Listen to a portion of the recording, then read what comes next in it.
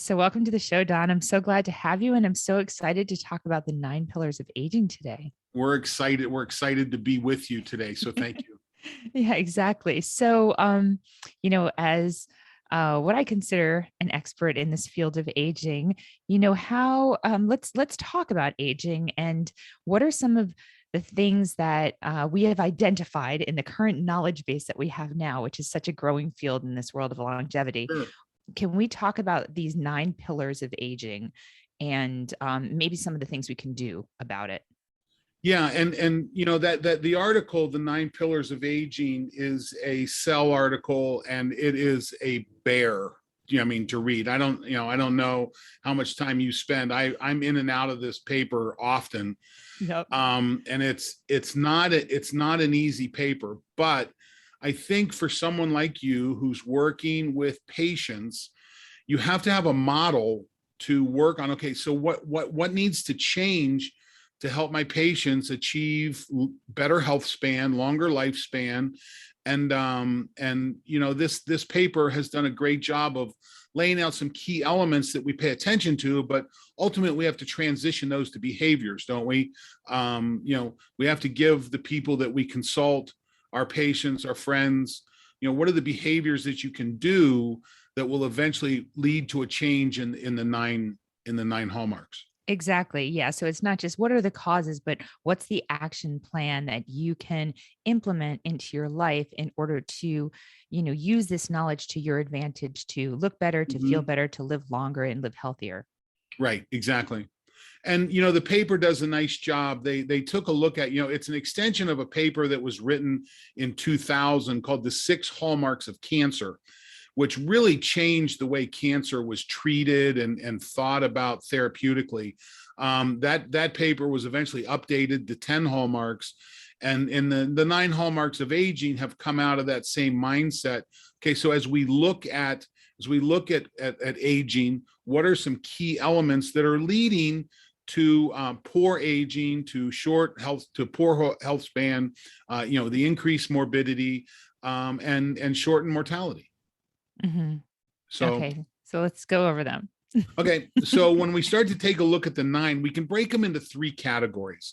Great. And the first set of categories is what we call the primary hallmarks of aging.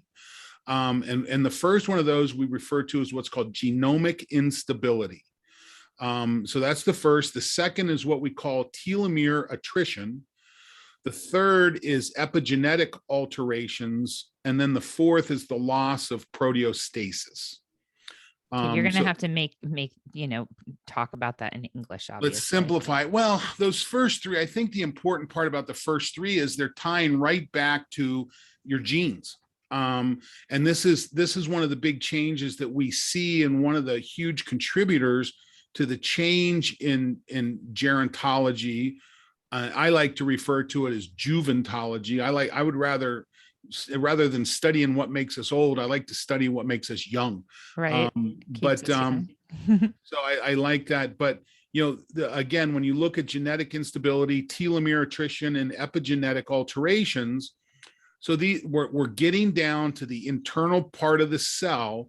And what we see is that aging is a cellular process. Yeah, if your patients, if your clients are listening and they go to see their doctor typically deals with problems at an organ system level. Oh, there's a problem with your heart, your lungs aren't doing this is what's going on. And they treat it at an organ level. But what we see with aging, we have to go below that. We have to drop down into the cellular level. And when we get down in there and we start talking about genomic instability, we're taking a look at, so your genome is the blueprint of your cell. It's what tells your cell how to rebuild itself, how to move forward. And it can be damaged over time. And when it becomes damaged so much, that instability leads to the production of proteins and parts of the cell that just are not acting correctly. So protecting your genomic capacity is important. And listen, so don't live next to a nuclear power plant. What other things? So just breaking down, making your genome stable instead of unstable. And Let's talk protect. about and protected. Yeah, and protect. So we have our genes that we're born with, Right. and as we'll discuss with epigenetic alterations, we can change those genes and turn them on or turn them off depending on what we do. But let's go to genetic stability or genomic Well, stability and protection. and I think so when we start looking at genomic stability, we have two sets of genomes in our body.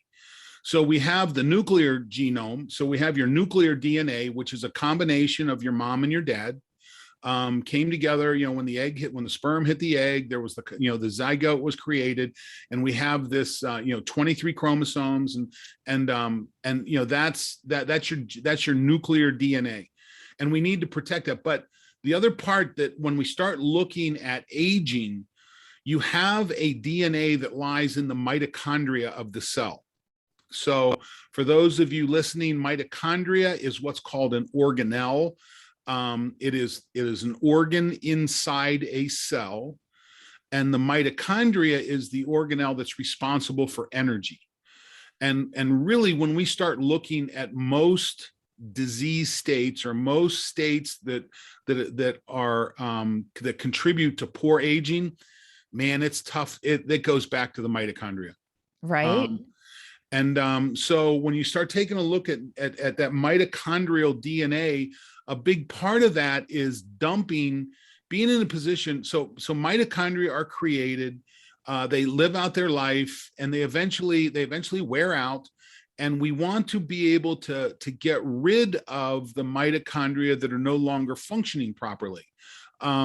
So when I, personally, when I take a look at that first hallmark of genomic instability, what it says to me is you have to have a plan in your life that really drives mitochondrial health. Because when you start to have problems with with the genomes in the mitochondria, you're really in trouble. I mean, that's really tough. And so doing things that feed mitochondrial health are really important. And the mitochondrial DNA are exclusively come from the mother, correct? Exactly. That's how we're able to separate and look at, and do the studies that we can track people back through generations. Yeah, it's something that you get from your mom. It's one of the unique parts of our organism, and it becomes very important. I know for me, when I start. Listen, at the end of the day, we're going to talk about 9 hallmarks, but we're also going to talk about things that you can do to improve aging. For me, my exercise focuses on mitochondrial exercise. And there you can exercise that really focuses on mitochondria. And that's one of the things that I take a look at and really integrate into my program. Okay, and that is? Well, for instance, I don't do, Jen, when you exercise, do you use a heart rate monitor? I do. And I exercise only for fun. I made an agreement back in college when I had an unhealthy relationship with exercise. Okay, I get it. Do it to compensate for food intake. I said, I'm only going to do it for fun. So I believe what you're getting at is like high intensity bursts of exercise. No, Okay, no, good. no, I do not. I'll just tell you what I like to lift weights. I like to lift heavy things. Good. I like to mountain bike and do short. I like short bursts of stuff. I have a short twitch fiber kind of predominance in my body. Twitch fiber, yeah. I fast twitch. Thank you. And yeah, lifting weights is really good for me. And then just other fun things like and listen, lifting weights is good for everybody. I mean, right. And particularly when we start talking about longevity, I mean, our gyms should be full of people that are 60 to 90, not 25 to 35. Yeah. The benefit comes up there, but I'm an ex-college athlete. I wrestled at a Division I level, and when your exercise is calibrated to that, there's a long time in my life where I thought my face needed to be on fire when I was exercising all the time. Now I still have some high intensity, but I give myself permission to do a lot of zone 2 work. Explain that to the audience. Zone 2, and this is working on what we call a 5-zone model. So if you take your resting heart rate is your heart rate at rest. It's when you're sleeping, it's what your heart rate is. And your max heart rate is the heart rate when you're going, it's the heart rate right before you spit a lung up because you're going so hard. That's max. So we take that zone, we take that range. For me, right now I'm sitting at a resting heart rate of about 58, 59. I'm a little higher than I normally was. And my max, I turn 60 next year. But my max heart rate, I can see 165, 166. There's a couple climbs I do around here. And again, it's that point right before my bike falls over when I'm doing something. Yeah. Well, I break that zone into five equal levels, 1 through 5. So zone 1 is kind of warm up level. The line between zone 3 and zone 4 is really important. We call that line what we call anaerobic threshold. And that is the point where most of your energy production is aerobic. All energy will have some anaerobic, but you can metabolize the byproduct when you're below that level.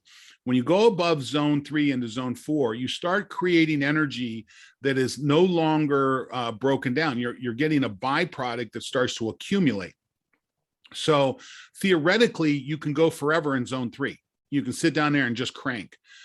Well, and it's a great place to train. I train a lot of my athletes there. We spend a lot of time at right below zone 3. Well, what we take a look at when we look at the science, if you'll drop down to zone 2, this is a huge mitochondrial space. There's a great level of mitochondrial stimulation. And as you age, there's times when I want to train like I did back, 35, 40 years ago when I was wrestling. Body doesn't seem to take that as well as it used to. But when you learn about mitochondrial development, you can give yourself permission to exercise in zone 2. Do those long walks. So like a rides. hike. Yeah, there's a lot of people that refer to it as junk miles. And it is not junk. It is a hugely valuable place to train. And so when I start thinking about mitochondrial development, you know what? When I'm training in zone 3, I'm probably getting some mitochondrial development and I'm getting some of the enzymatic stuff I need as an athlete. Okay. You know what? I'm 60. I'm not worried about enzymatic work as much as I was 30 years ago. I'm interested in feeding my mitochondria so that I'm able to take advantage. And we'll talk about mitochondria as one of the hallmarks here in a little bit. Okay. But so when I start thinking about that, exercise is critical. We've already talked about that. And it absolutely hits this genomic instability level in our cells. So really what you're saying is that, maybe and I started doing this during the pandemic and, we were on lockdown. Most of my phone calls were I would walk outside. Yep. In Arizona, we have great weather in the winter, and all winter I would just get outside in the sun and walk outside all the time doing my calls. So probably zone 2, I guess, depending on how fast I'm moving and talking. So what you're saying is it's better to do that sort of thing than to go at the gym and hammer away on the Stairmaster for an hour and do nothing else. Or are you not saying that? No. Trying to pin you down. No. What I'm saying is I want to give you permission to exercise in zone 2. There's a benefit that comes from it. Our challenge is not changing the exercise habits of those already exercising. Mm-hmm. Our challenge is to get those who don't exercise going. Of course, yeah. That's almost a 4-to-1 ratio, right?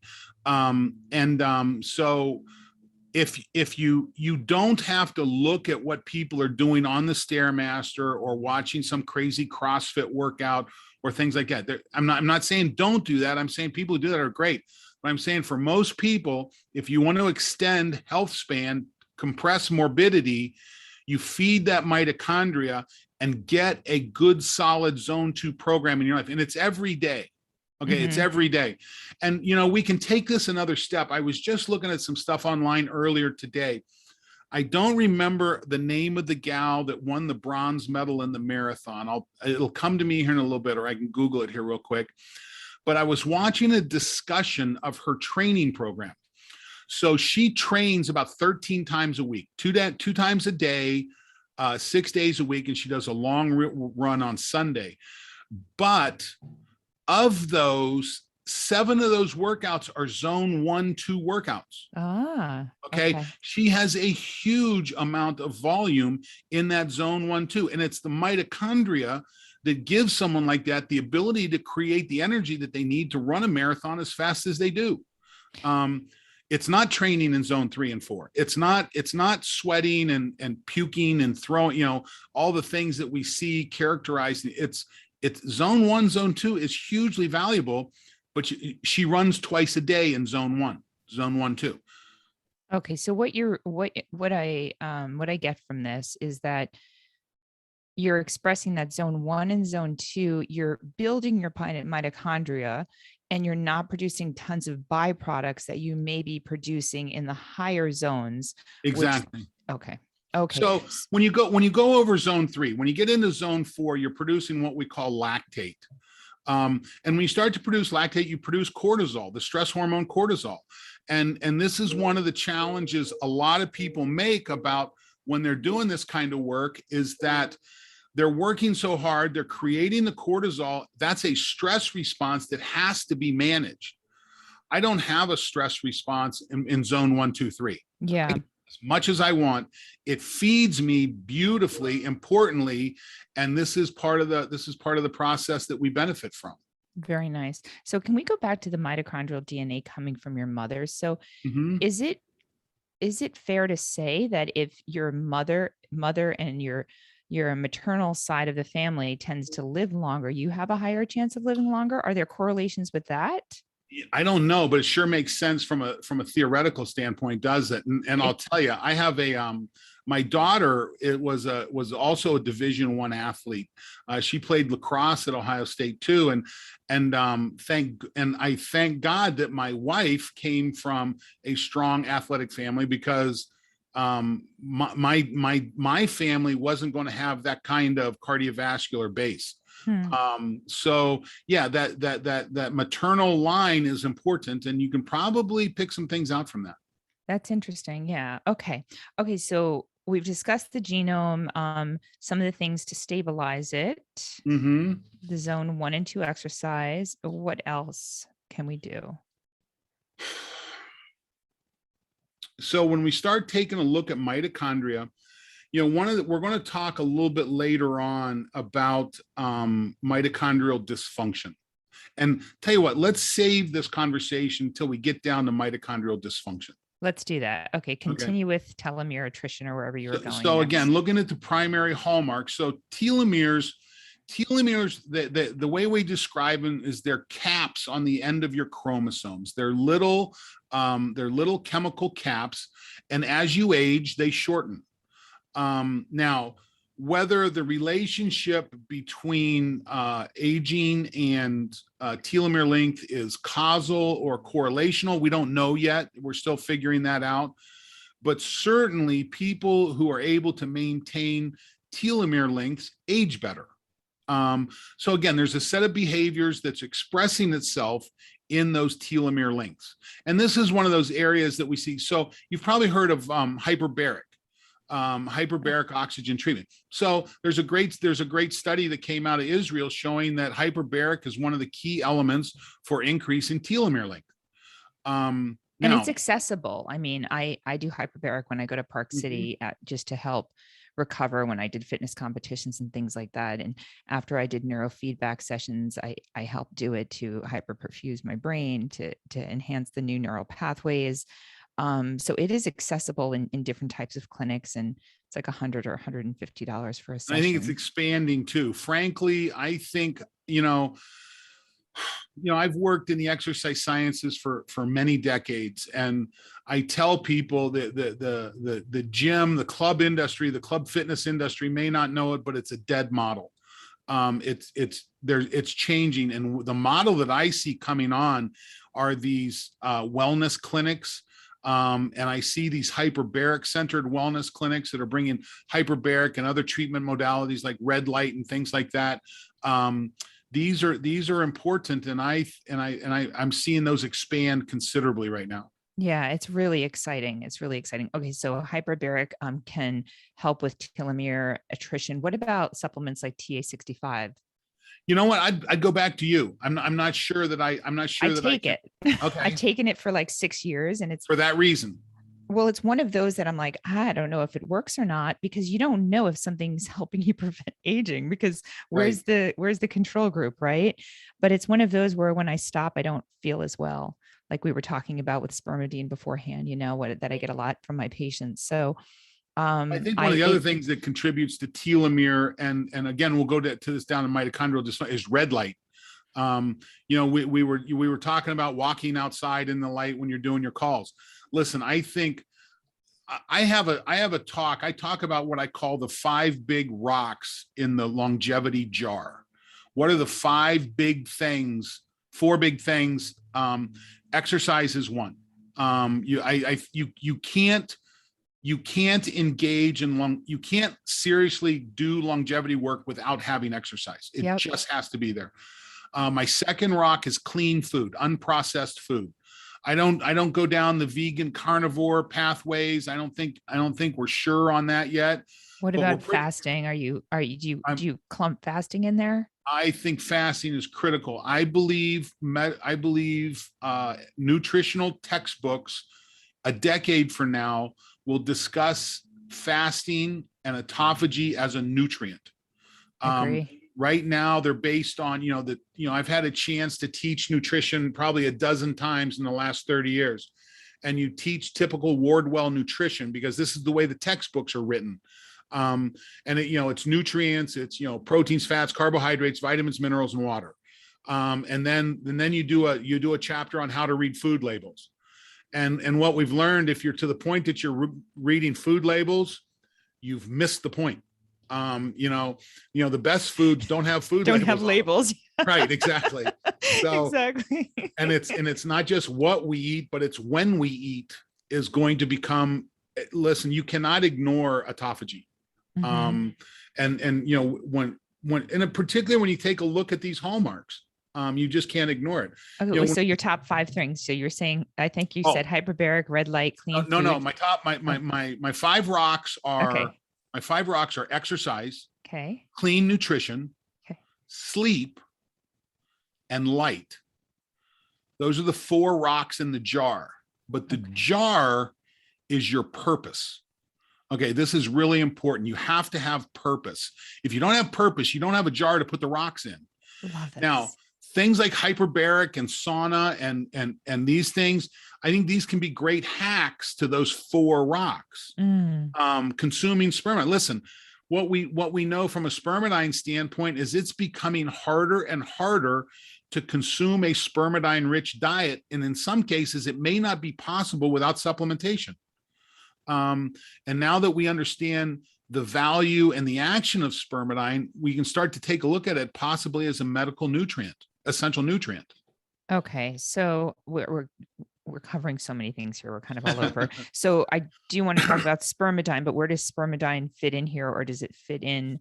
So let's drop down. Let's drop down on our hallmarks. Let's drop down to loss of proteostasis. Okay, and explain loss of proteostasis in English. So loss of proteostasis.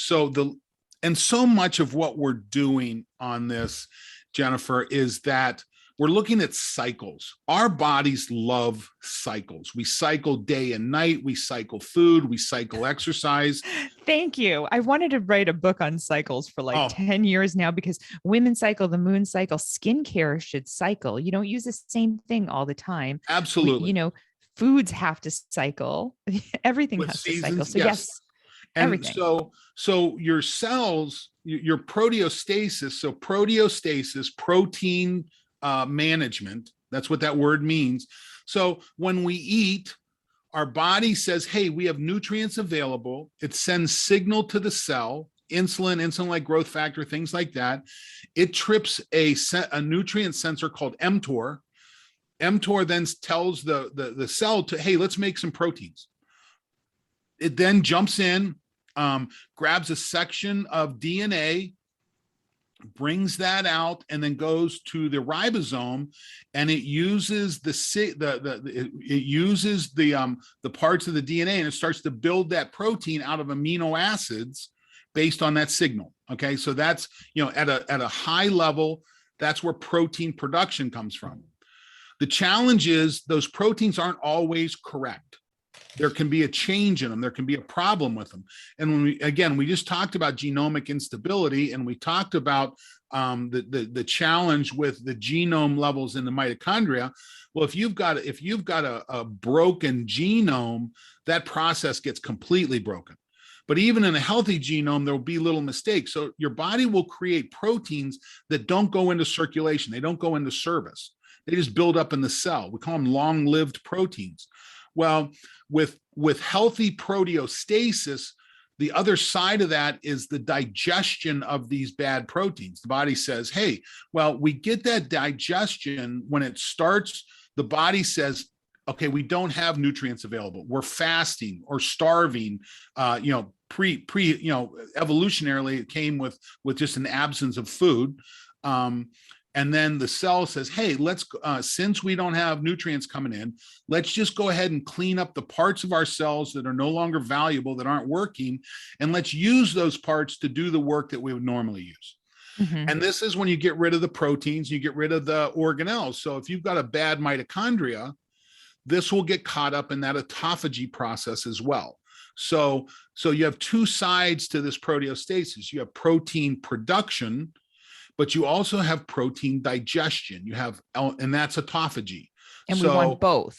You want both. Building to build muscle, and exactly. We want breakdown of the excess, the waste, the buildup that accumulates over time and with certain activities. Well, and what we see is that it's these accumulation of these long-lived proteins that are creating problems with health span. Right. Whether it be dementia, whether it be heart disease, whether it be, this is manifesting itself in a lot of different cells and different organs. Yeah. And we live in a nutrient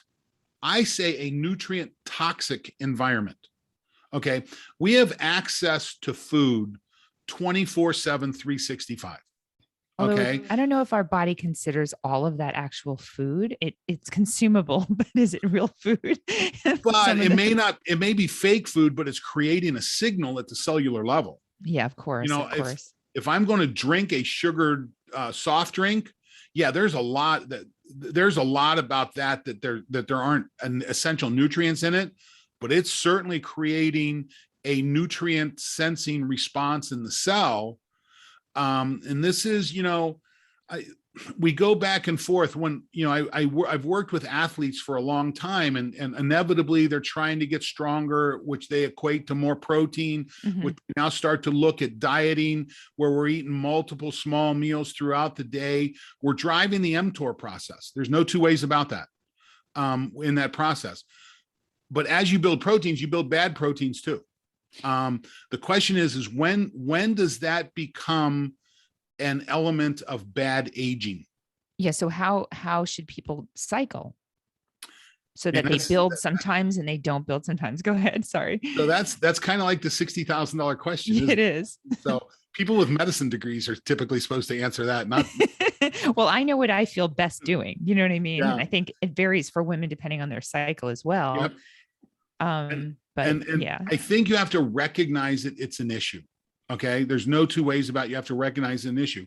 And when we start to take a look, so let's drop down one more list on our 9 hallmarks. When we go down to deregulated nutrient sensing. Yeah. Okay. Well, this is really the place that we're talking about here, is that when we see overactive anabolic processes, we see a drop in aging. And when we see an increase in catabolic processes, calorie restriction, increased autophagy, we see an increase in health span and lifespan. Not necessarily happiness span if you're chronically calorically restricted. So there's a happy medium in there, because think about like the ultra marathon runners who their telomeres they're clipped and they're not looking young to me. Listen, there's nothing about marathoning that I think is healthy. So been there, done that, not doing it again. Yeah. Yeah, that is not a place that I go. When I was coaching people, listen, if they wanted to run a marathon, I got it. It's, they can hang something on the wall. I get it. My training for marathon for people was radically different than typical marathon training. We did 60% of our training for a marathon on a bicycle, not on the road, and it was all heart rate based. It's all about the mitochondria. It's all about that. So, and not breaking yourself along the way. So let's go back to the cycling though. I mean, what are some general universal guidelines that you can recommend to help with that? You mean cycling? The loss of proteostasis. Yeah. Yeah. Listen, you have to respect autophagy, and you have to respect calorie restriction as a nutrient giving process. Okay. And again, if you're waking up eating and you're eating all day and you're going to bed eating, you're probably paying a price there. The evidence is that fasting at some level, whether it's intermittent or long-term, that certainly, listen, and this is ancient. Every major religion has fasting as part of its ceremonies. Okay. We've known about the benefit. We may not have understood it, but we've known about it. Our challenge is that we went through an industrial revolution and an agricultural revolution, and we have food at our fingertips 24/7, 365. And part of longevity and part of dealing with the dysregulated nutrient sensing is saying to yourselves, okay, I'm not going to force you to guzzle IGF and insulin 24/7. I'm going to give you a break. I'm going to let that cell kick into autophagy. I'm going to let you digest the junk that's in there. And oh, by the way, when you do that, it improves cardiovascular fitness. It improves immunity. It improves stem cell production. There's a lot of good things. Increased autophagy. Right. Yeah. So I think most of my listeners understand what autophagy is and why it's so important. But there are probably some new listeners tuning in. So the way I kind of visualize this, or I like analogies, is just say you're in this room with me and you're at one corner of the room and I'm at the other corner. And if there were just the two of us, we can have a great conversation and speak together, even if we were 10 or 15 feet apart. And what happens in the cell over time is we get a buildup of these proteins and other metabolic byproducts, as Don had mentioned. And it's almost like we have all these like human bodies standing in the room in between us, but they're not allowed. Right? Great analogy. And they're just like, we can barely even, have any room at all between us and all those bodies. And now we can't even barely hear each other because they're getting in the way. So by promoting autophagy through the methods that Don is discussing here, with fasting being one of them and some other things that we're going to discuss, it gets rid of those bodies so everything can be more efficient and flow and work with ease. And that's what we want the human body to do, as it does when you're young. Yep. One other analogy that we use is we think of your home, and in your home, you've got a bunch of furniture in there. But listen, let's say your home in Park City, not your home in Scottsdale, because if you got snowed in for an extended period of time and you needed energy for your home, at some point in time, you might have to break up some of the old furniture and burn it. Well, you wouldn't break your good furniture. You'd go find that furniture that's partially broken, that you don't really care for anymore. You'd throw that in the fire to stay alive. Yes. Okay. So, and again, this is where your immune system does better when it's not tripping over all the old furniture in your cell. But I'd really be out skiing, Don, and you could be doing the furniture. I'm just kidding. And I would be there with you. So exactly. I love that. Okay. So we just covered deregulated nutrient sensing. Explain that a little more. Again, so you have nutrient sensors in your cells. So you have insulin growth hormone. You have mTOR. We talked about that. That's a protein that actually reacts to IGF and insulin. You have what's called AMPK, which is a kinase, which is a protein that reacts to low energy in the cell. So as you exercise, The energy that we use for exercise is called ATP, adenosine triphosphate. And we burn up adenosine triphosphates exercising. And when the cell recognizes that, it says, hey, we need to do something. And it does something with AMPK. AMPK is that signaler. And then one of the other signaling hormones are your sirtuins. Your sirtuin proteins that are reacting, again, they're reacting to exercise too, the drop in NAD levels. So those are your four main nutrient sensors in the cell. And this process of, number one, supplementing the key elements that you need to support that process. And again, you may need to supplement appropriate proteins. You may need to pay attention to what proteins are going into your cell so that you're able to fully take advantage of that mTOR process. You're going to take advantage of how much food and when you eat. This is where intermittent fasting comes into play. So if you're working on like a 16-8 or an 18-6 cycle where you're going for 16 hours without eating and you're only eating for 8 hours, that's a great place to start with the fasting process. And all you're doing is you're putting a bookend on your day, saying, I'm going to start eating now and I'm going to stop eating then. And it's pretty fascinating because people can eat the same amount of calories in that time restricted versus spreading it out, and they lose weight. This is what we learned. So Walter Longo at USC, Dr. Walter Longo, and what's called the fasting mimicking diet, he's got some really good information there saying, you know what, you can eat in that window and still have a health benefit and not change the amount you eat. Listen, on diet, we manage three things: what we eat, how much we eat, and when we eat. Those are the three things we manage. Well, as I look at the data and as I look at the research, particularly as it relates to longevity, when we eat is becoming a really important factor. Certainly, as we eat less calories, we calorie restrict. The science is clear here. We, as Americans and as humans, again, we live in an environment that's calorie toxic. Even if you have access to healthy food, we probably have access to too much healthy food. You've got to pay attention to what it is. And those who limit that eating window live longer. And then finally, you deal with again, back to the Wardwell nutrition: proteins, fats, carbohydrates, vitamins, minerals, and water. That's an important part of the mix that you have to pay attention to. Okay. That's great. Okay, so are we on cellular senescence, or which one you want to cover? We're rolling. So we've already kind of covered mitochondrial dysfunction. Mm-hmm.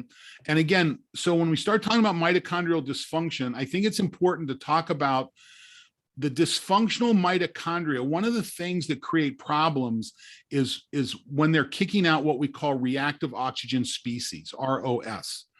And when we look at the mitochondrial electron transport process. So the energy out of the mitochondria comes from two particular processes. Krebs cycle, where we see the breakdown of energy into from relatively large molecules into smaller molecules, but then that kicks over the NADH and the FADH into electron transport. And this is really where the energy is produced. So electron transport has four complexes in it. And there's a trading from complex 1 to complex 2 to 3 to 4. And in there, when we have that, there can be a disconnection. So if you have too much energy coming into that cell relative to the energy that's going out, there will be a disconnect between complex 1 and complex 2, and there will be the production of a reactive oxygen species. Same thing happens at the tail end of that, 3 to 4, that if you don't have energy going out and you've got too much energy coming down the pipeline, you're going to see that kick out of ROS at that point. Mm-hmm. This goes back and reinforces this concept: how much we're eating and how much we're exercising. Those two key parts are critical to that mitochondrial health and function. And you just cannot ignore them. Yeah, that's great. And so, if you eat more, don't just exercise more. Well, if you eat more, you better exercise more. I mean, you've got to do something with that energy that's going in. It can be a dangerous cycle, though. Yeah, sure. Absolutely. Listen, exercise as a tool for managing diet has failed many times over. Mhm. There's a yin and a yang. You have to respect that. And again, if you're pouring too much gasoline in the fire, that fire will really start burning and stuff gets bad. Yeah, you build So up the byproducts and okay. now, but the other side of that equation, the yin and the yang, if you're hiking the Grand Canyon, if you're skiing all day in Park City, it takes energy. Okay. You need to fuel that.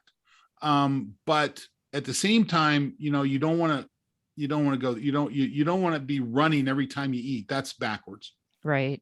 So what are your thoughts on like cycling? Because I feel like I like to be more protein dominant, and it works for me. I know what helps me feel good. But then one day a week, I like to kind of just do a little bit of a protein restriction, just to Mm-hmm. kind of turn off that mTOR a little bit. So do you have I, any thoughts on I that and how it? listen, I love the concept of cycling. I think it makes a lot of sense in everything that we do. In your supplements, in your exercise, in your eating. I love that concept. I don't, one of our challenges, Jennifer, is that genetically, we have such a huge level of diversity. In the absence of extinction, we don't have evolution, we just have diversity.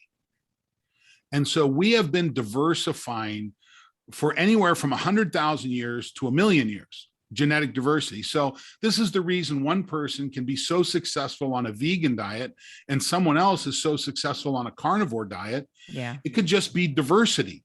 Mm-hmm. And the challenge is meaning us as individuals, figuring out what works best for you. Right. And go ahead. Yeah, no, that's so important, I think, for people to hear, because we're always looking at our friends and experts such as yourself for the answer, the one and only answer, but really the answer lies within yourself, and trying to adjust to find that perfect little formula that works for you as a unique individual. And you got to figure out what those indicators are. Mm-hmm. Again, back to our rocks in the jar. One of the key indicators I pay really close attention to is heart rate variability. I believe this is one, Liz, I think that is the speedometer on your dashboard. I think it's, what's the biggest number on your dashboard? What's the one you look at the most? I think HRV is the number you can look at all the time. And you can make decisions. If I'm driving down the interstate, and a lot of times I'm not looking at my dashboard until I see a law enforcement person. And then I check it quickly and adjust. So the question is, what are the indicators that cause you to adjust your rocks, adjust your exercise, adjust your nutrition, adjust your sleep, adjust your light? And when you make those correct adjustments, I think HRV is a wonderful tool for tracking that. And how do you recommend people monitor that? So the two things that I actually pay, so I wear an Oura ring.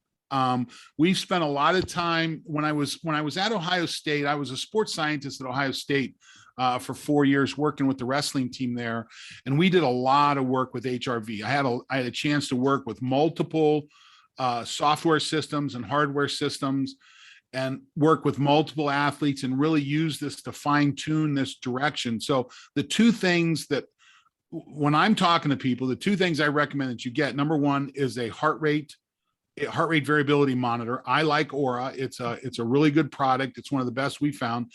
The other thing I think you need to have, and we talked about earlier, is using a heart rate monitor. Yeah. I think it's important to go back and don't use it as a whip. Use it, use it as a tool for monitoring. Okay, am I getting enough zone 2 work in? Again, give yourself permission to say, you know what, I don't need to go to the gym and bury myself.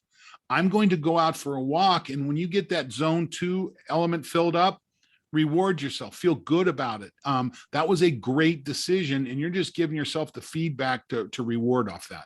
Right. Especially if you could do it socially with a friend or have some sort of sense of purpose with it. If you're doing some, like for me, I like listening to podcasts or books while I'm hiking. Me too. Yeah.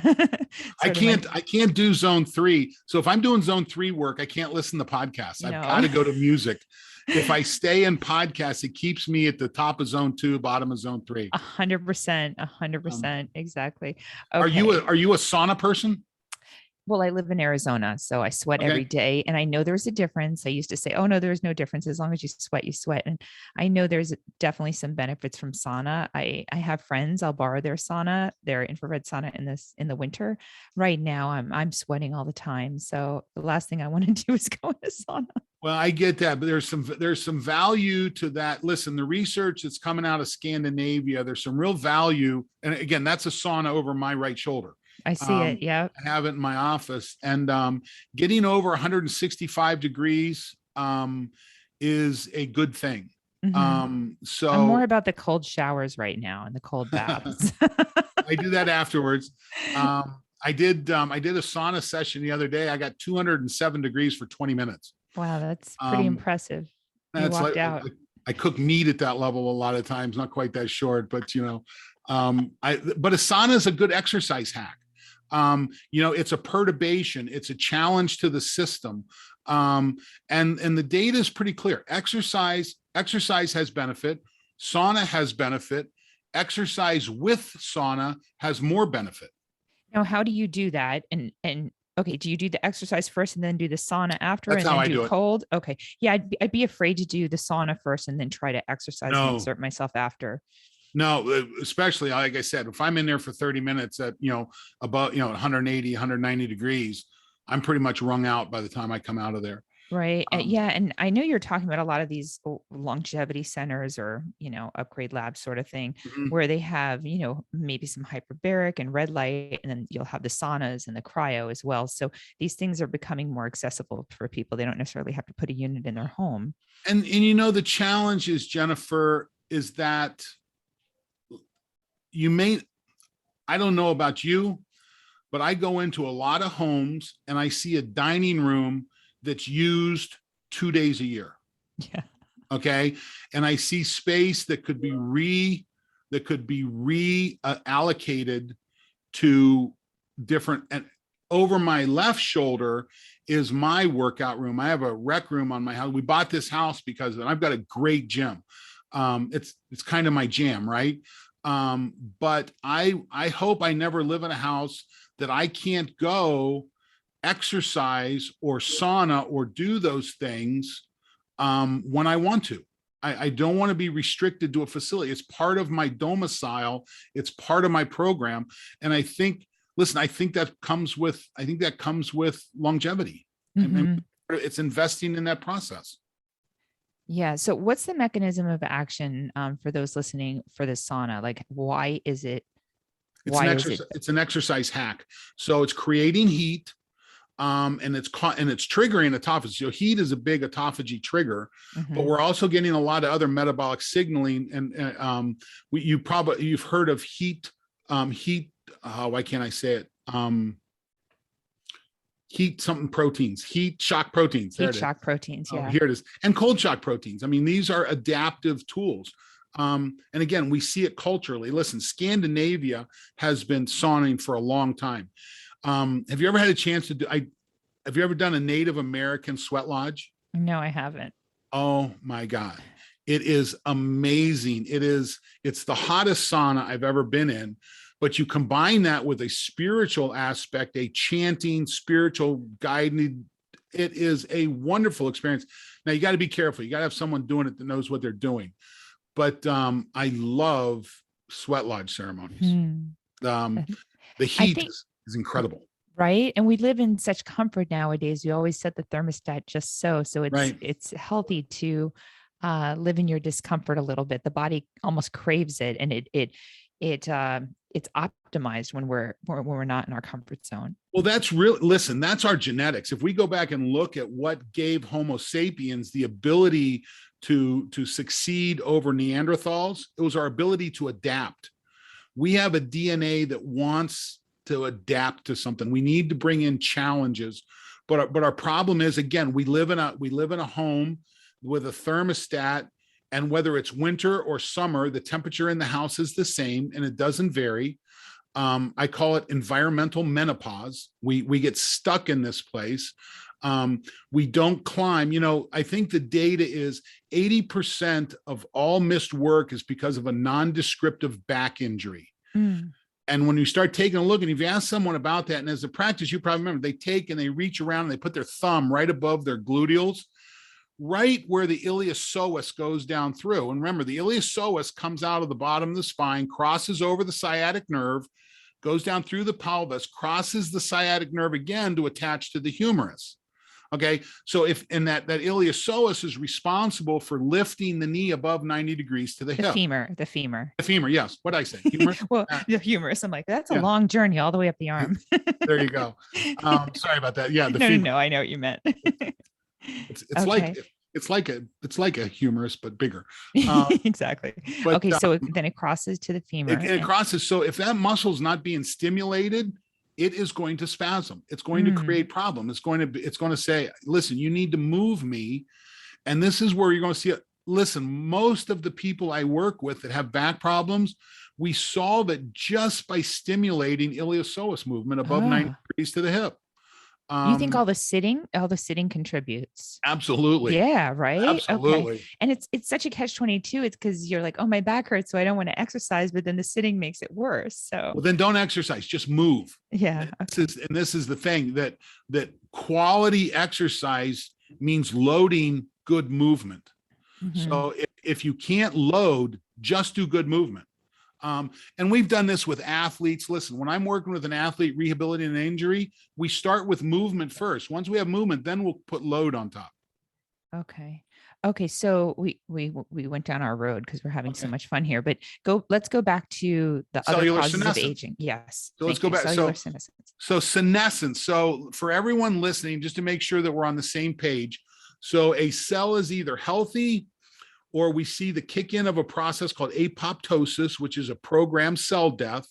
And again, cells are this, if a cell sees a protein that says, whoa, that's really bad, it will shut itself down and kill itself. That's what apoptosis is. But cell senescence is a cell that isn't killing itself, but it's kind of zombie-like. All it's doing is sitting there existing. It's not creating proteins.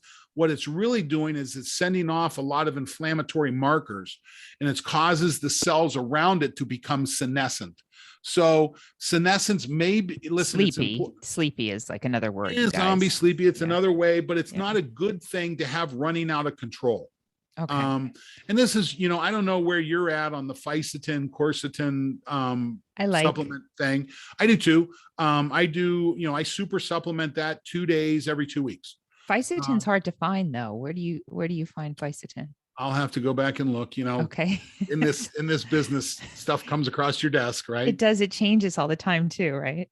So I do a fisetin, quercetin kind of I don't like this word cleanse, senescent, cellular senescence, because I want to wipe out my zombie cells, but I want to give them a chance to go ahead and regenerate if I've got a condition that needs them. Mm-hmm. So that's cellular senescent. The other thing, so when we look at spermidine, this is where we really started to see spermidine emerge. I'll take it. Hold on, Don, because a lot of people don't know what spermidine is. So can you talk about spermidine and what exactly is spermidine besides having a cool name? That's a great question. So spermidine is a molecule that is in every cell of your body, men, women, plants, and animals. And what we know is that spermidine decreases with age. What kind of molecule is it? Is it a signaling molecule? Is it a protein? What is it? It's a signaling molecule. It's called a polyamine. So it has 7 carbons and 3 nitrogens and the accompanying hydrogens to fill that up. 7 carbons. Okay. Is that what I said? Yeah, it's a signaling molecule. It's a signaling so it communicates. Molecule, yeah. And it's a polyamines. It lives in a group of other polyamines. So there's a polyamine called putrescine that evolves from an amino acid. The amino, that's polyamine. The amino, it just loses the acid part. It decarboxylates. But people who live well into their 90s and 100s have high spermidine levels. And so this was some of what we first saw. And then with studies done by Dr. Frank Medeo at the University of Graz, they started using spermidine on senescent cells and saw that the cells rejuvenated. Okay. So this can be measured in the blood in a scientific laboratory. This is happening in a dish. Okay. This is happening in a dish. And that's one of the challenges that we have. I mean, this is real cutting edge stuff. Yeah. But this is where we've known about spermidine for hundreds of years. It was first described, the guy that invented the microscope, Anton van Leeuwenhoek, had semen on a tray looking. Now, how that happened is a whole nother story. He was trying to find the health benefits of consumption. I think he was trying to figure out if his swimmers looked like him, and no one had ever seen that far before. Oh, that's interesting. Yeah, right. See if they had little Anton Well, face. I mean, honestly, think about it. A man with a microscope is going to start looking at everything around him under the microscope, and that we could talk to Freud about the rest. My nephew said, you give a man a pencil, he'll draw a penis. Yeah, it's 100% true. And a microscope. So it's one of the fractures in the Y chromosome. So he looked under the microscope and saw crystalline. So he saw a crystalline structure in the semen and described it. It wasn't named for another 200 years. And then in the late 1900s, we started to see research to really understand how that polyamine works. Now, remember, so spermidine, what we know now, is a trigger for autophagy. It's an important trigger for autophagy. So when you look at aging, as spermidine levels decrease, you see a decrease in autophagy and the onset of the comorbidities that come with age. So you're saying that spermidine helps clean out the excess proteins and garbage around the cells. In the cell. Yes, exactly. It's a trigger for autophagy, and it helps clean up the cells. That's exactly right. And that's what the research is showing. Okay. You were going to say something else. I interrupted you. I'm sorry. That's all right. But so spermidine is a trigger for autophagy. And go ahead. And so this is where, cellular senescence is where we really started to see the value of spermidine, and where the research really started over at the University of Graz in Austria. And Frank Medeo is one of the founders of our company, Longevity Labs. And we found that we can extract spermidine from spermidine-rich wheat germ. So we find wheat germ in Austria, and we concentrate the spermidine levels in it. And that's what our Spermidine Life supplement is. Okay. So why wheat germ, and as opposed to other sources of spermidine? And thank you for not getting it from sperm, by the way. Listen, that's a whole nother story, Jen, that we're not going down. But there is a growth serum that we do use on skin, and it comes from circumcised male foreskin. So it's not, well, and we're actually, reach. I think our labs are working on a skincare product too. It's going to be a skincare cream that's spermidine rich. I have opened your capsules before and tried to, put it directly on my face or mix it with a little hyaluronic acid to kind of help. It doesn't sit so well, but I do believe there are benefits. I'm excited about the skincare. You're a major league biohacker. No, I love Before that. I even knew what it was. Yeah. that's the concept. Okay. So why wheat germ? Let's go back to why wheat germ. It's available, and we have processes that we can extract it. Okay. There's spermidine in other foods, like a fermented soy product called natto. It's spermidine rich, but if you're not raised in the Japanese culture, I don't think you're choking that stuff down. It's hard. Yeah. Not for me. No, me neither. And so you can find it in aged cheese. There was a study, they looked at the diet of blue zones. They looked at the folks that lived in blue zones. The foods that they're eating, the aged cheeses, the mushrooms, the things like that, are spermidine rich. So this is one of the key elements that's really contributing to that blue zone effect. This is, we happen to harvest ours from wheat germ. Okay. I still want to believe in the blue zones, even though there has been some say that maybe they have poor records, and people just say that they're, Listen, yeah. I tell people I love peer-reviewed science. Okay. But I am not bound by it. Yeah. I want to use a scientific mind to understand processes that will eventually lead to peer-reviewed proving for peer-reviewed processes. And much of the research that we use all of the research that we use at Spermidine Life and Longevity Labs, the journals are full of our work. But at the same time, when we look at it at an applied level, and as a physician, that's your job. As an exercise physiologist, I work at an applied level. When I'm working with elite athletes, I can't depend on just doing the workouts that have been published in peer review. Everyone's got that. I'm looking for the advantage.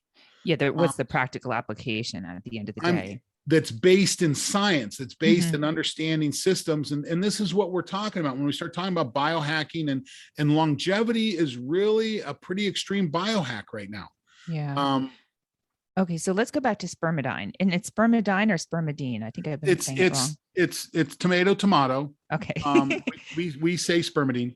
Okay. So Spermidine. So Spermidine is found in wheat germ, natto, mushrooms. What other aged things cheeses. Does it? Aged cheese. Yeah. You can. There's a couple articles out there that people are constantly referencing. Any specific mushroom? I don't know. Okay. I mean, the thing that I find interesting is these are great. I mean, most people get very little of it, very little of these foods on a daily basis. Thus, the need for supplementation, because that's what supplements do. That's the big difference in blue zones. They're not getting those foods from processed sources. They're not walking down to Kroger's to get their aged cheese. They're walking into a cellar somewhere, and that's good, legit aged stuff going on. Or if it's Okinawa, it's natto, and it's part of their culture. That's the big difference there, is that the question is does the highly processed food that we have to feed ourselves on, we're finding that it may not have enough spermidine in it to get the essential level to keep the levels up. So this is of a supplement. Okay. So Longevity Labs has created this spermidine from wheat germ. And I know it will come up with, I'll get a lot of questions on this. Will, somebody who, obviously can't have wheat, or has, a gluten allergy. Yeah, exactly. Or even a gluten intolerance, or they don't want anything to do with gluten. I believe spermidine is fine for them. Is that correct? Well, listen, we harvest it from wheat germ. So if you are celiac, you have to be careful. Now, we have in our last batch testing that we did, we had 1.3 milligrams of gluten per serving. Now, to put that in perspective, the Celiac Society says you want to keep your daily gluten below 10 to 50 milligrams. We have 1.3. Okay. For 4 pills or 2 pills? For 2 pills. Okay. Which pills. I know 2 pills is a day, but I do 4. That's the regular. We've tested spermidine for safety up to 8 milligrams a day. So that would be 16 pills. Yeah. So we've tested safety up to that level without an issue. In fact, we're releasing a product this fall that is based on that's based on a 6 milligram per day dose.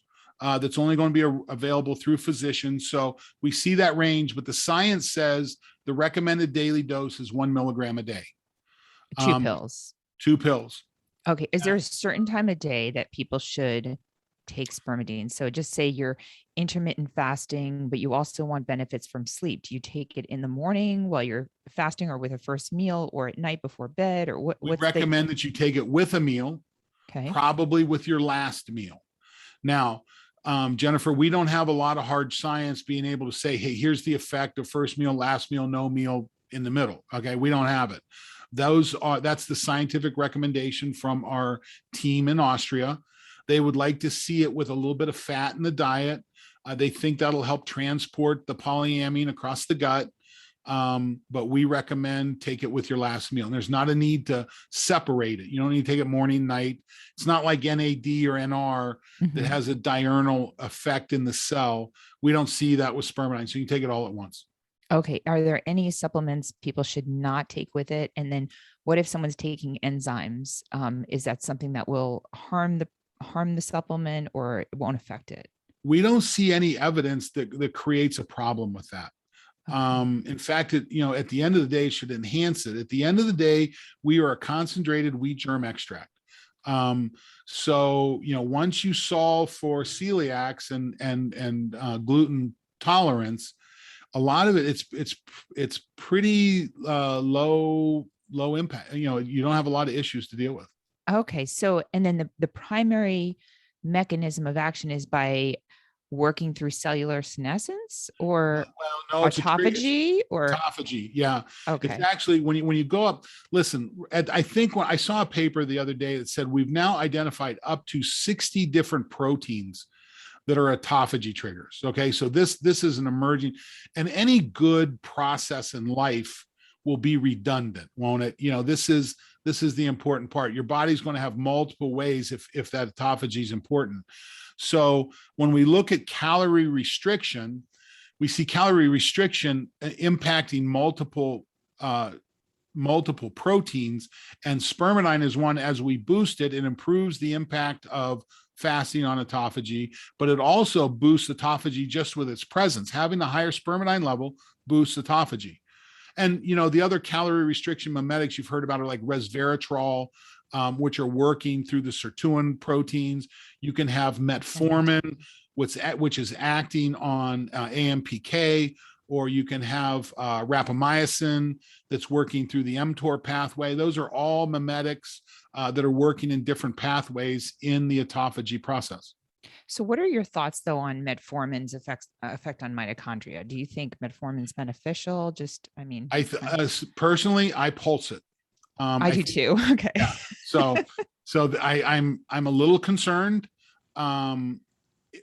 It's not a big rock. Okay. It's when I am exercising. Now, my exercise until September the 8th, a year ago, I was a crazy exerciser. It was a big part of my life. I had a knee surgery on September the 9th that I wound up with a MRSA infection from. Okay. Sorry. So yeah, it's been you don't talk about an event, but I am still working my way back to being able to exercise at the level I did September last year. So one of the reasons I'm using all the hacks, I'm using a lot of sauna, I'm using blood flow restriction training, I'm using a lot of these tools to try and get the most out of the work that my knee will let me do. Because right now it's me, my knee tells me what I can do, nothing else. Yeah, for sure. So I like metformin. Okay. On the days you don't exercise hard is when I usually. Right now, I don't have hard exercise days. I just can't get them in yet. It definitely makes a difference when I have my continuous glucose monitor on. And really, if I was heavy, I would be diabetic in a second, because if I have white rice or sweet potatoes or oats or just really anything with flour, my glucose will jump up to 250, 250. It's like just crazy. So it's quite eye-opening to have one of those.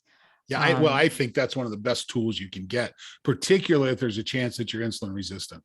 Right. I think it's one of the best tools you just can get. To kind of tweak and fine tune things. I thought I knew everything because I'm like, I'm a doctor. I feel like I have pretty good intuitive sense of what my body likes and doesn't like. And right. I know sometimes I just felt off after a meal, and I'll do a continuous glucose monitor for like 14 days, a couple times a year. I'll wear one of those. And it's funny. I'm so used to having one on that when I take my clothes off, I try to adjust not to hit the spot on my arm, and I remind myself it's not on there. But they make them so easy nowadays, and you have to get a prescription. It's not available in all the countries. I know in England it's hard to get, but the company levels is starting to make it a little bit more accessible for people at a pretty affordable rate. So it's just very eye-opening how things affect you. If you've got a doctor that won't write you a script for a continuous glucose monitor, maybe you should find a different doctor, that's and even interested in helping you. Right. I'm with you too. I'm all preventative. And even if insurance doesn't cover it, like things like Good RX can make it, $60 or something like that. So it's pretty good. So I know there's a lot of information we covered with these 9 pillars of aging, but it feels to me like if anyone was going to get anything out of today, really try to focus on autophagy, because promoting autophagy and cleaning things up, with many of the things we discussed, is going to kind of bring you in the right direction to address. And let's close out the last 2. So the last 2 of the 9 are stem cell exhaustion. So your stem cells are those cells that are really life-giving cells in your body. And we know this is one of the things that we see with spermidine supplementation. Usually within 3 to 5 weeks, the first thing people notice is a change in hair, skin, and nails. Well, that comes from an upregulation of epithelial stem cells. Those stem cells become more stemmy, they get more productive, and you see an improvement in hair, skin, and nails. So that it's one of those, it's one of those obvious reactions that we see. And then that ninth part, the ninth hallmark, is altered intracellular communication, which in short is inflammation. Okay. When you and I are on the opposite sides of the room and we can't talk, we start screaming. We create inflammatory responses. The cell becomes inflammatory. And when we look at a lot of these age-related diseases, they call it inflammaging. Because, when we start taking a look at that, as you improve autophagy, you decrease inflammation in many, many places. Do you ever take glucosamine, chondroitin?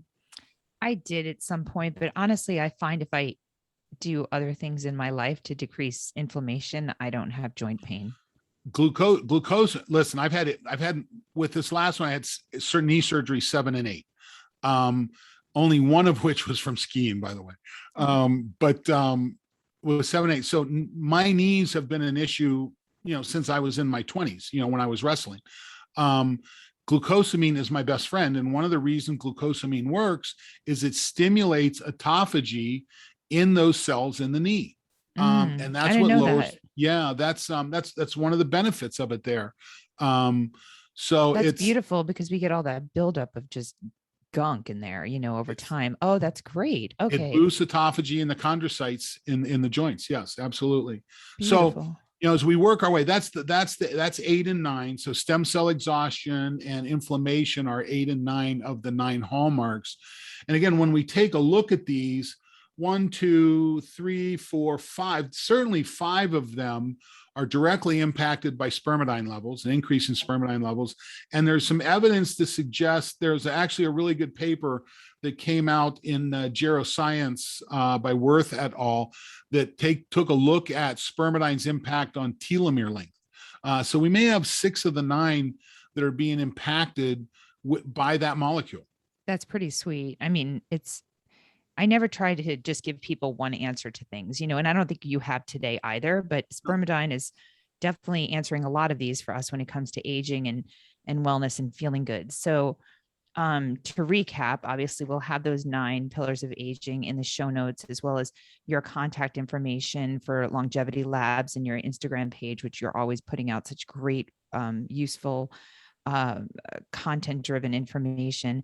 But I love the 4 rocks you discuss with exercise, nutrition, sleep, and light. And light is so huge. Yeah, that jar is your purpose. The jar of purpose. Yes, exactly. And having purpose at the end of the day is what's going to make that jar full, right? It's where it starts. It's how many people have you heard that retire and within 3 or 4 weeks they're dead?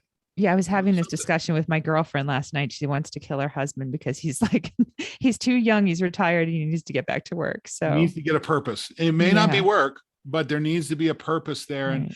And listen, I think you're doing this with things like with what you're doing with your podcast and your practice.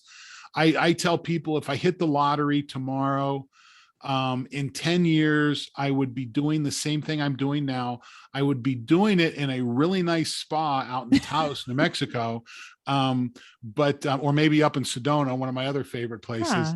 But Scottsdale doesn't suck either. I mean, Scottsdale and Cave Creek, I could hang there for a while. Sure. Anytime, Don, invitation open. So yeah, my mom used to, when she was alive, my dad lived over in Sun City. Okay. Yeah. So it's all connected. We spent a lot of time there. We love it.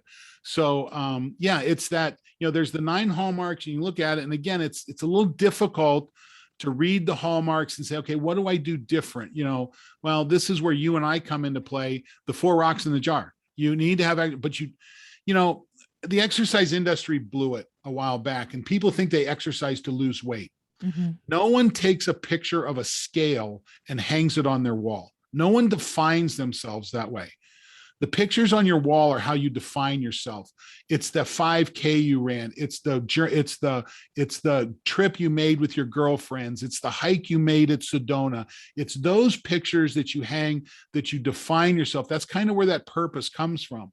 Exercise so that you can dance at your grandchildren's wedding. Exactly. Dance at your great grandchildren's wedding. Be that grandparent. Being vital and impactful on their life. You have a lot of great history. You have a lot of great knowledge. You know what? I've had a chance to raise my daughter. She turned 23. She's leaving our house next year. She's finishing up at grad school. I'm happy with the job we did with my daughter. I can't wait to coach my grandchildren. And then I can't wait to coach my great grandchildren. Right. That's my purpose. Exactly. And everyone's purpose, there's no right or wrong answer to that. It's all unique and it evolves and it changes throughout your lifetime. There's a cool book. It's called The Passion Test. And you can do it like every 6 months. And actually someone in Sedona who does ecstatic dance, she had recommended it and I did it. And it's interesting because it changes every 6 months what your real passion is, and that it's okay to pivot and change what you want to focus on at that time. It doesn't have to be the same as the past or the future, right? That's cool. That's going on my reading list. Yeah, it's almost like a workbook, if anything. So the 4 rocks: exercise. If you can get an HRV monitor, such as the Aura Ring, a heart rate monitor, that's great. Try to focus on zone 2. Don't stop what you're doing now, but add some zone 2 in is good. Reward yourself. Feel good about the fact that you're training in zone 2. Reward yourself. Yeah, it's easy to incorporate into your life. Nutrition, what, when, and how much you eat, but really when you eat is the most important. Think about intermittent fasting or time restricted eating is sometimes a little bit easier than long fast, but they're both very beneficial. Turn on those fat enzymes so that your body is efficient in digesting fat. Exactly. Red light outside, if you can get that. Hyperbaric is beneficial. And let me ask you a quick question. Living in Arizona, what's your recommendation on light? Yeah, so that's a great question. So as a hardcore dermatologist, I'm a little spoiled because I lived in Southern California. I'm from the Northeast, but I've lived in Southern California, Hawaii, and Arizona. So very sunny places. So we always have sun. So we get a little preachy and, avoid the sun, stay away from the sun. The sun is bad. The sun is going to hurt you. Basically, my take on it now, because I think we're photosynthetic beings, is that the sun is very energizing. But you have to be smart about it, right? You have to be smart about it based on your skin type and what latitude you're at and what time of year it is. So if you're Irish, don't go out and bake, don't go burn yourself up. Me, right. I use sunscreen once a year. I go out. Listen, I think melanin is a great indicator of health. I love turning brown. I don't like turning red. I don't agree brown. With that. Oh, okay. No, I think of a rotisserie chicken cooking when I'm okay with that. So I know I feel great when I'm brown like a chicken. Well, and I'm Spanish and Irish and English. So I can get very brown, but it's not really going to be good for me. So what I do is I wear a hat and I cover my face and my neck and my chest, and I wear sunscreen on my hands. I don't wear sunscreen anywhere else. And I hiked this morning and I just wore a sports bra and got sun for about 20 minutes on my torso.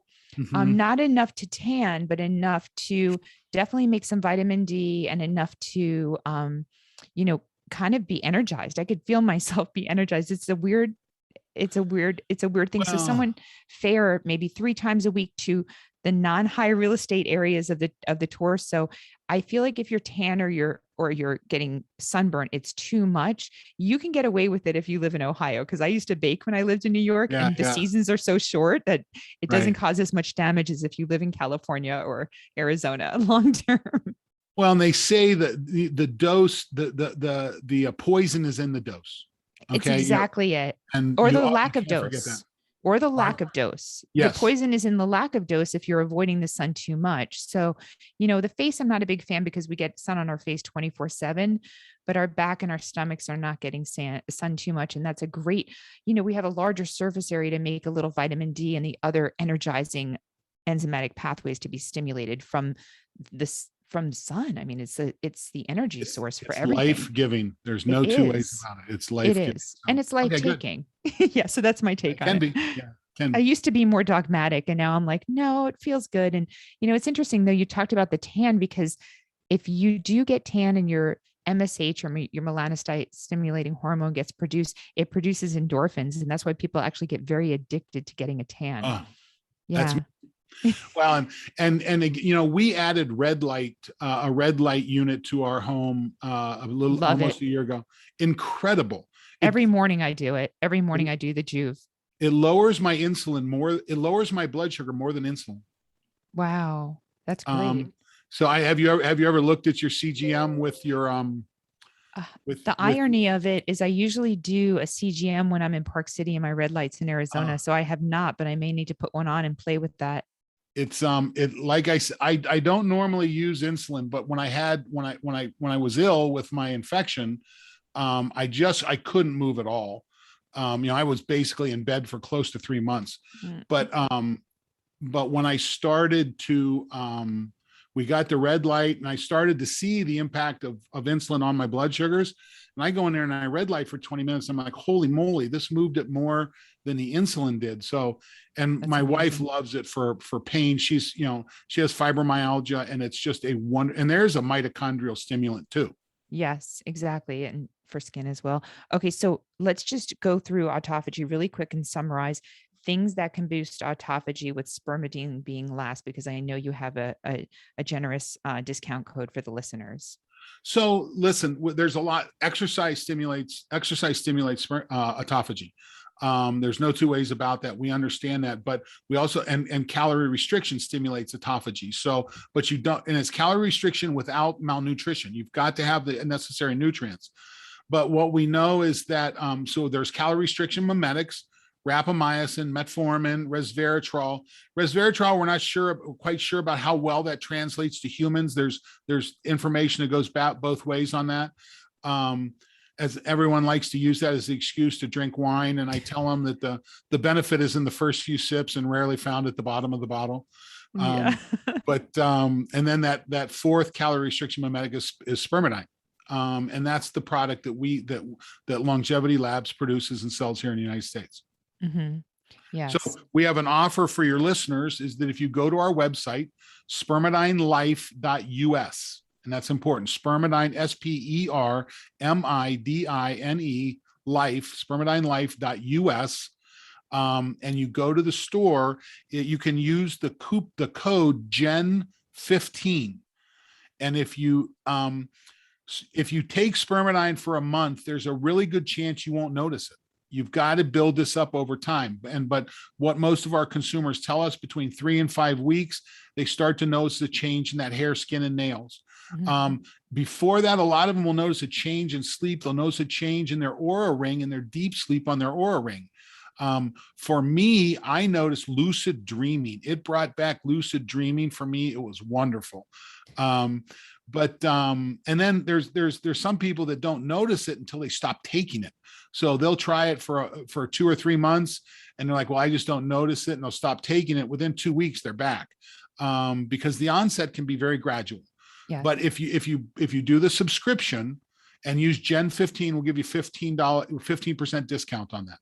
That's awesome. Thanks, Don. Yeah, I agree with everything you're saying. And even some of my clients that have been hesitant, they're like, I don't know if I'm noticing a difference, because it's really hard to measure these things. They're happening at what you said, the cellular level. So it's Exactly. not that obvious, but after about 60 or 90 days, if they stop, then they definitely notice the difference. Yeah. And they want to restart it again. We But get I do that have, quite often.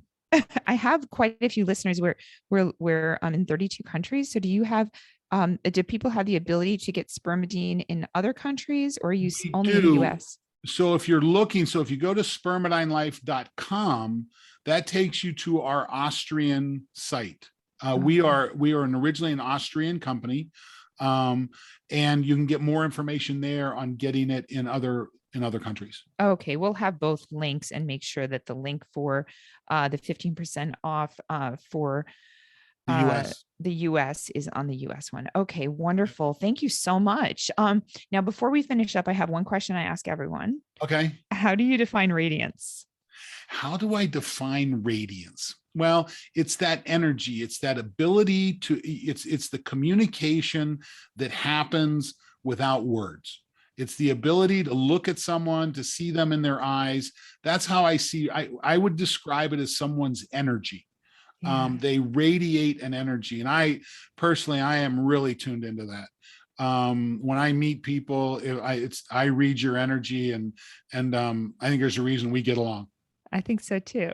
Thank So, you. I love that. I love that. That's a great answer. And that's kind of how I feel about it too. It's sort of that je ne sais quoi. Like you can't really, you know it when you see it, right? you feel it. You feel it. Feel it.